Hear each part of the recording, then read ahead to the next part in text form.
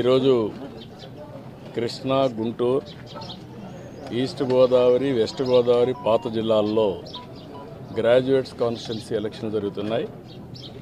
ఉత్తరాంధ్రలో ఎమ్మెల్సీ ఎన్నికలు జరుగుతున్నాయి, అది కూడా టీచర్స్ కాన్స్టిట్యున్సీకి. వీళ్ళందరూ కూడా చదువుకున్న ఓటర్లు. నేను అందరికీ ఒకటే విజ్ఞప్తి చేస్తున్నా, ఓటు వేయడం అనేది మన బాధ్యత.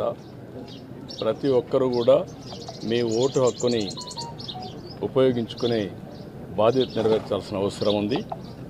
భారతదేశం ఒక పెద్ద ప్రజాస్వామ్యం.